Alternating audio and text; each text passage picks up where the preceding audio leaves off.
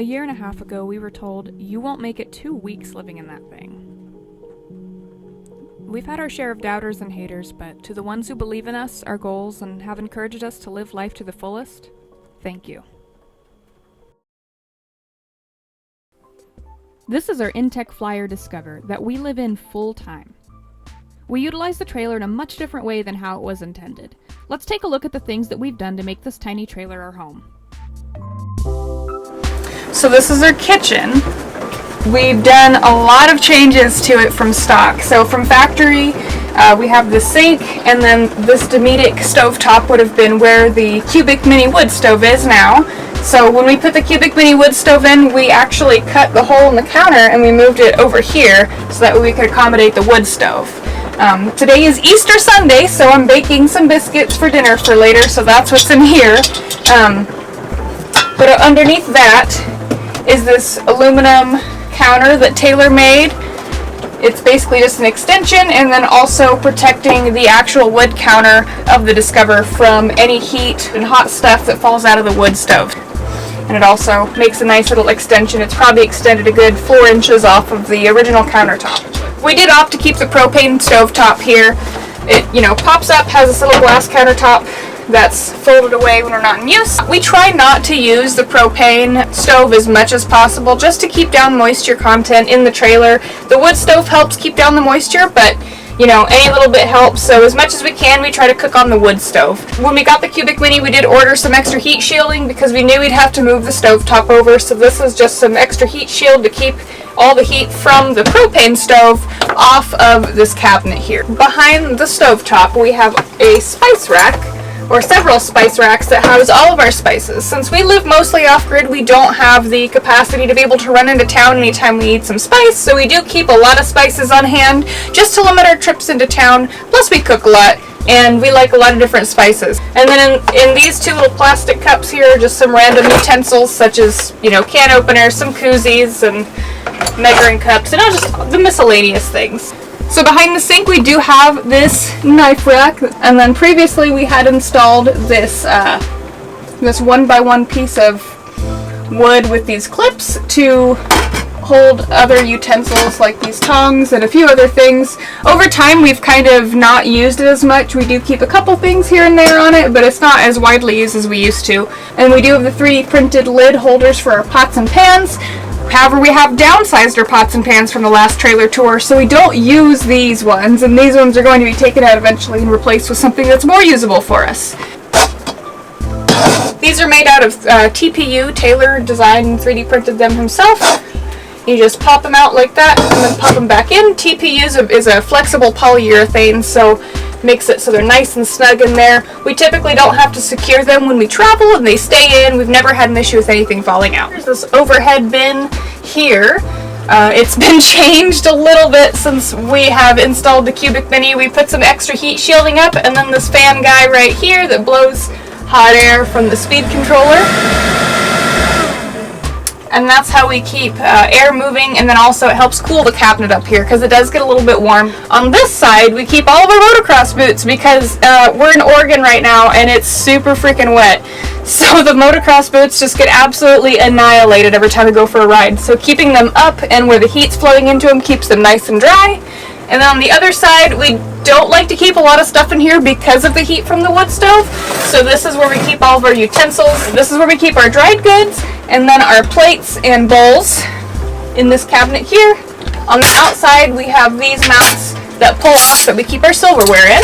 Here we have our Midland radio. So this is the home unit, so this one stays here. We also have 2 additional radios that can go in either vehicles, or we keep them on us when we're out dirt bike riding. At the top we keep some of our M18 Milwaukee tools, and with our charger. Next to all the Milwaukee tools we keep our motocross helmet, and then the hats just get thrown on top of here. So working our way down from the Milwaukee tools, we built this shelf out of these pine crates that we got at a local store for really cheap, and then 1 pine board. On the shelf we keep our Berkey, and then our espresso machine, which runs off of solar power. It's hooked into the inverter. On this first shelf we have our sugar, some spices like baking powder, baking soda, flour, trail mix, granola, and dried potatoes. We have some ammo cans that have some stuff in them. This is our GoPro bin, so this keeps all of our GoPro stuff. And then, of course, more dried goods, rice, oatmeal, noodles because we really like carbs around here. And then under here we store some of our boots, and then this is also more miscellaneous stuff like some extension cords, some hoses.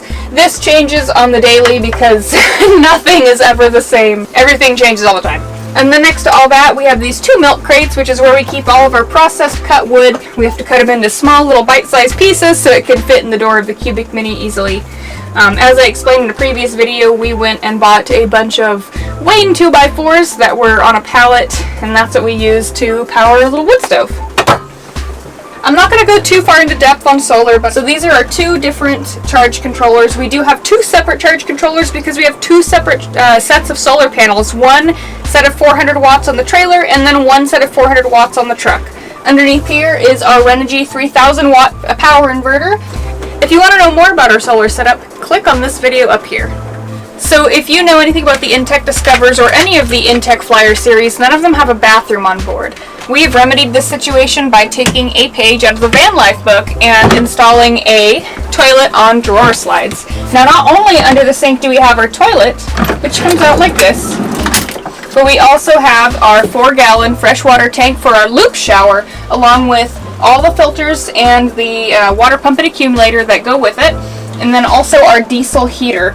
We get roughly 10 showers out of 4 gallons of water in our loop shower system.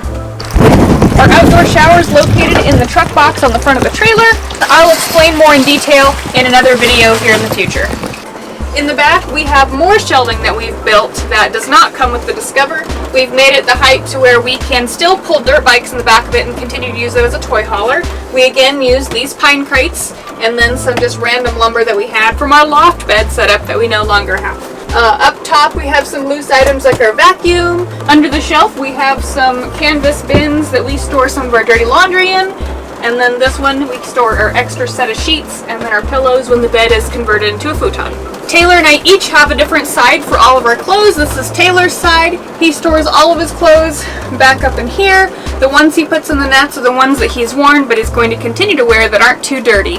And then bolted to the cabinets of the Discover, we do have more ammo cans, and so Taylor has stored all of his stuff, his little items, in these ammo cans. So my side is similar to Taylor's side, where I keep all of my clothes in this overhead bin, and then I still have the ammo cans that are bolted to the bottom of this cabinet.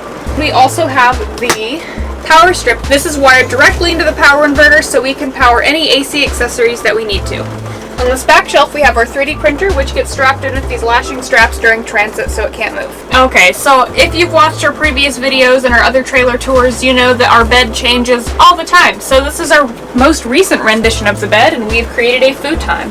We built this frame using the lumber that we already had previously from other projects, and we didn't do anything to this memory foam mattress. It's just a mattress, and it folds perfectly fine when this futon folds up. We raise and lower it by these nylon ropes here on 2 different pulleys to lessen the load because it's pretty heavy. So it does take both of us to lower it and lift it back up. The back of the futon rolls on the strut channel with these trolley wheels, and we've custom made a hinge for them using these barrel hinges welded to some angle iron on the trolley wheels. This is what it's like inside with the bed in the down position.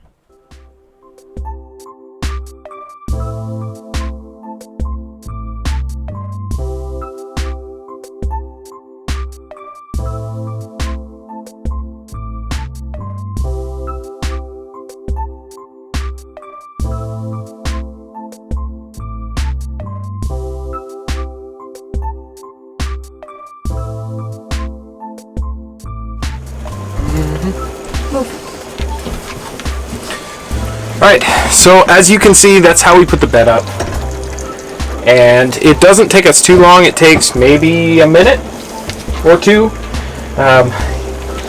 Gives us a nice opportunity to have a couch in here and open up the side of the trailer. The Discover comes stock with canvas tip-out beds on both sides. However, we don't use the tip-outs for a number of reasons. Since we're full-time, having closed sides makes it easier to regulate the inside temperature. It also provides a lot more security since we camp in places with cougars and bears. On the outside of the trailer we have solar here and here. We use Starlink for our internet, and our dishy is mounted to the top of the shower box. The base stays permanent, and we remove the dishy while in transit. As always, thank you guys for watching. Don't forget to like this video and subscribe to our channel.